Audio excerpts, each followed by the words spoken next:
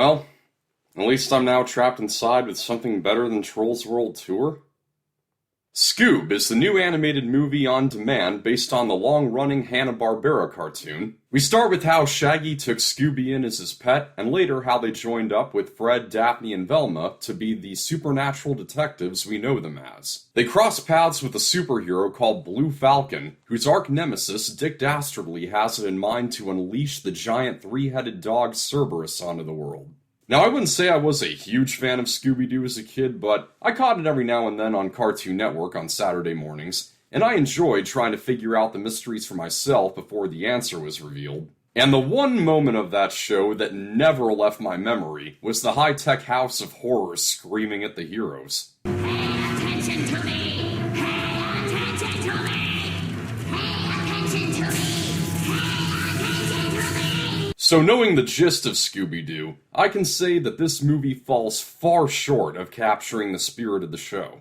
The animators do everything they can to make it resemble the show. It is a very good translation of traditional to computer animation, so you'd think from that they're trying to make this a faithful adaptation, but it is surprisingly devoid of the defining element, the mystery. There is little, if any, mystery to the plot. It starts off rather faithfully to the show. As the characters meet as kids, we get this mystery-solving montage with the classic theme song playing. But from then on, however, it's more like a superhero cartoon with the Scooby-Doo characters involved. Fans of the show will also likely be disappointed that the characters are split up for the majority of the movie. Most of the time, it's Scooby and Shaggy with the Blue Falcon, while the others follow behind trying to find them. And even with those essential elements, this movie gets lost in its efforts to really appeal to the current generation, part of which comes from a number of casting decisions. It does make the right move in casting voice acting legend Frank Welker as Scooby, and Mark Wahlberg is great as the wimpy wannabe superhero. But for the rest of the classic characters, we've got Zac Efron as Fred, Amanda Seyfried as Daphne, and Gina Rodriguez as Velma. They don't do an awful job, but they still come through as celebrity impersonations of the characters. And I feel that the movie really does a disservice to itself by favoring celebrities over career voice actors. You had Frank Welker in this, along with providing the voice of Scooby. He's been the voice of Fred for over 20 years. Why not let him play the part here, too?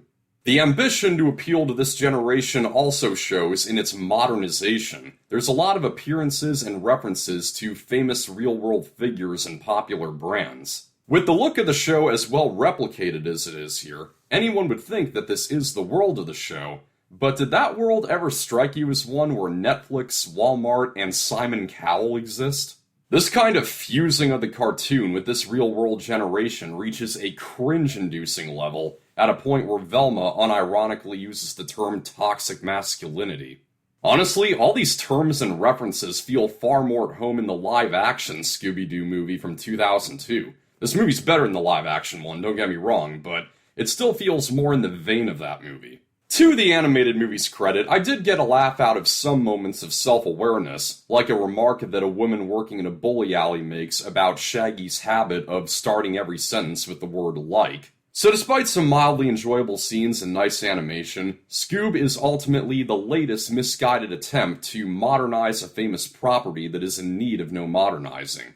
And because of that, I don't really see many longtime Scooby-Doo fans finding much pleasure in this movie. I wouldn't be very quick to recommend it for families either, because there are occasions where the humor gets considerably dirty. There is more than one insinuation of the F-word.